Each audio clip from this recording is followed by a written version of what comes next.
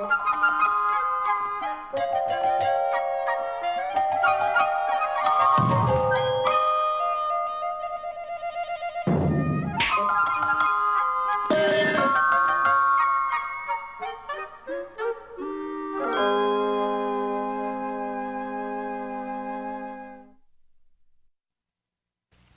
upon a time, there was a thumb. This thumb belonged to a man who lived in the kingdom of King Arthur. It was the most magnificent thumb in the land. People would come from miles around just to admire it. Some thumb. But it wasn't always this way. I'll tell the story, if you please. There was a time when the man didn't have such a beautiful thumb. In fact, he had thumbs just like anyone else, one right-handed, one left-handed. And because there was nothing unusual about his thumbs, he spent his time working very hard as a plowman.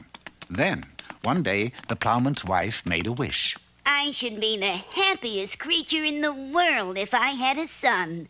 Although he were no bigger than my husband's thumb, I would be satisfied. Well, it so happened that Merlin, the famous magician, was just outside her window. He heard her statement and was so amused by the prospect of a boy no bigger than a man's thumb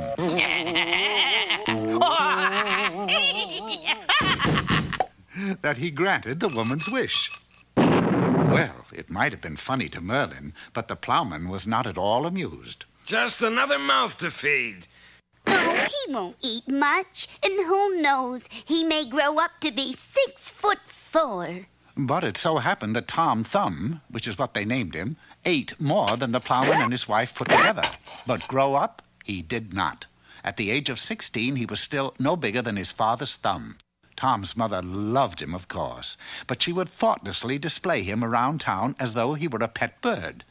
It was about this time that Tom made friends with a butterfly. If he does that again, I'm gonna buy a fly swatter. Fly swatter?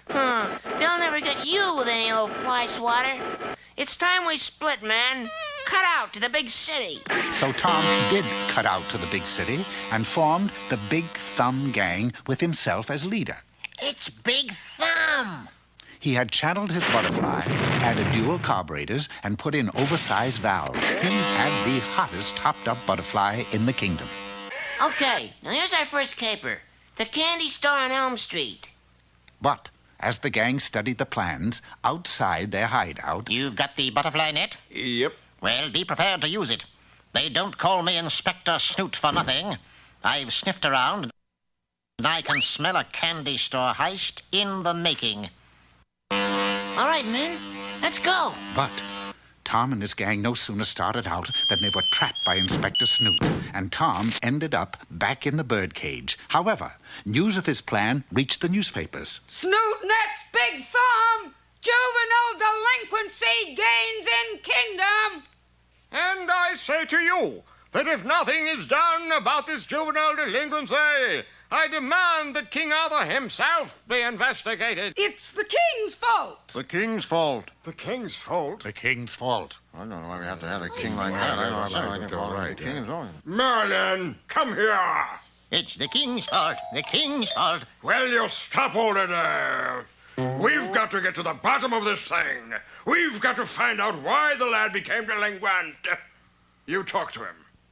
Now then, my boy, just when did you start to go wrong? When I was 12 years old, I had a feeling there was something different about me. I was 12 years old and only 3 inches high. I longed to be big, big, big. So when I met my only friend, I escaped to become the biggest man in the kingdom, Big Thumb. And I am big, too. I've created a monster. So Merlin confessed to King Arthur. So you see, sire, I'm responsible for the lad's behavior. Well, fix him back to normal size, Merlin. But I can't break my own spell. Spell schmell. You get him out of it or else. Merlin thought and thought, but could come to no answer until one day it struck him. If the spell says he has to be as big as his father's thumb, why not? So, the next day in the plowman's house... There seems to be something happening to my thumb. Sure enough, Merlin had cast a spell on the plowman's thumb, and as it grew, so did Tom, until he was a normal-sized boy.